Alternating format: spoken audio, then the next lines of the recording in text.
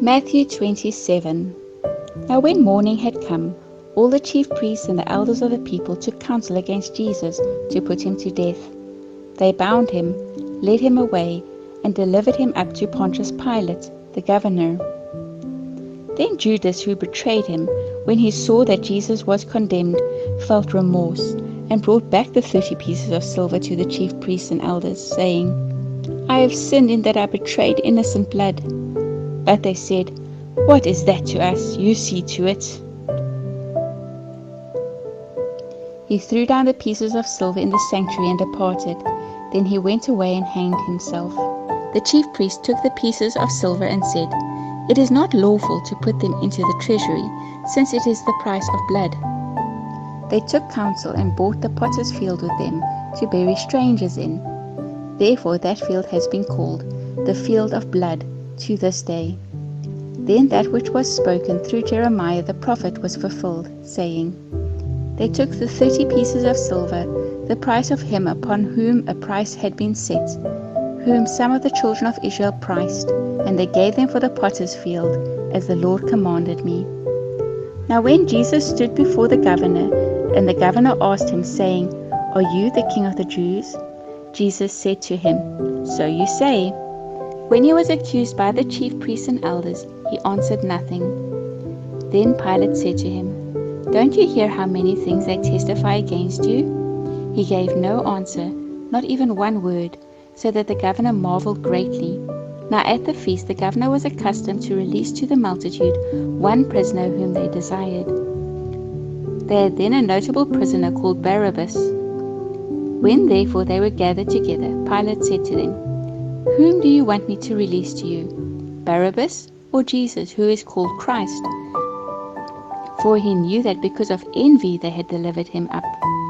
While he was sitting on the judgment seat, his wife sent to him, saying, Have nothing to do with that righteous man, for I have suffered many things today in a dream because of him. Now the chief priests and elders persuaded the multitudes to ask for Barabbas and destroy Jesus.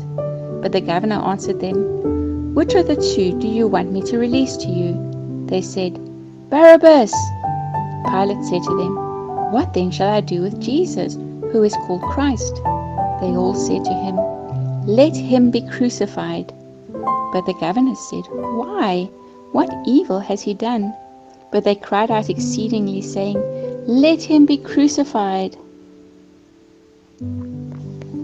So when Pilate saw that nothing was being gained, but rather that a disturbance was starting, he took water and washed his hands before the multitude, saying, I am innocent of the blood of this righteous person. You see to it. All the people answered, May his blood be on us and on our children. Then he released Barabbas to them, but Jesus he flogged and delivered to be crucified. Then the governor's soldiers took Jesus into the praetorium and gathered the whole garrison together against him. They stripped him and put a scarlet robe on him. They braided a crown of thorns and put it on his head, and a reed in his right hand, and they kneeled down before him and mocked him, saying, Hail, King of the Jews! They spat on him and took the reed and struck him on the head. When they had mocked him, they took the robe off him and put his clothes on him, and led him away to crucify him. As they came out, they found a man from Cyrene, Simon by name, and they compelled him to go with them, that he might carry his cross. When they came to a place called Golgotha, that is to say, the place of a skull, they gave him sour wine to drink mixed with gall. When he tasted it, he would not drink. When they had crucified him, they divided his clothing among them, casting lots, and they sat and watched him there. They set up over his head the accusation against him written, This is Jesus, the King of the Jews. Then there were 2 robbers crucified with him, one on his right hand and one on the left. Those who passed by blasphemed him, wagging their heads and saying, You who destroy the temple and build it in 3 days, save yourself. If you are the Son of God, come down from the cross. Likewise the chief priests, also mocking with the scribes, the Pharisees, and the elders, said, He saved others, but he can't save himself. If he is the King of Israel, Let him come down from the cross now, and we will believe in him. He trusts in God. Let God deliver him now, if he wants him. For he said, I am the Son of God. The robbers also who were crucified with him cast on him the same reproach. Now in the 6th hour there was darkness over all the land until the 9th hour. About the 9th hour Jesus cried out with a loud voice, saying, Eli, Eli, lema sabachthani, that is, my God, why have you forsaken me? Some of them who stood there, when they heard it, said, This man is calling Elijah. Immediately one of them ran and took a sponge, filled it with vinegar, put it on a reed, and gave him a drink. The rest said, Let him be. Let's see whether Elijah comes to save him.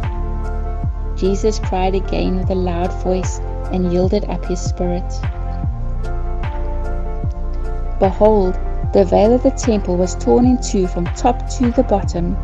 The earth quaked and the rocks were split. The tombs were opened, and many bodies of the saints who had fallen asleep were raised, and coming out of the tombs after his resurrection, they entered into the holy city and appeared to many.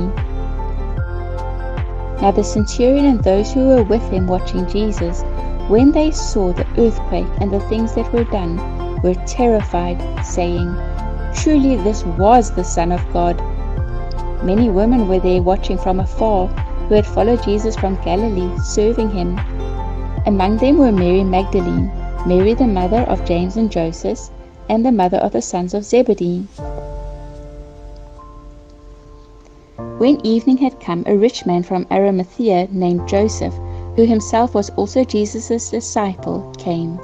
This man went to Pilate and asked for Jesus' body. When Pilate commanded the body to be given up, Joseph took the body and wrapped it in a clean linen cloth, and laid it in his own new tomb, which he had cut out of the rock. Then he rolled a large stone against the door of the tomb, and departed. Mary Magdalene was there, and the other Mary, sitting opposite the tomb. Now on the next day, which was the day after the preparation day, the chief priests and the Pharisees were gathered together to Pilate, saying, Sir, we remember what the deceiver said while he was still alive. After 3 days I will rise again.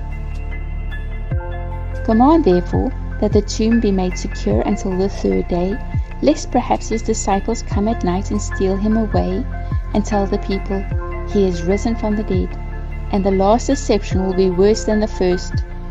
Pilate said to them, You have a guard. Go, make it as secure as you can. So they went with the guard and made the tomb secure, sealing the stone.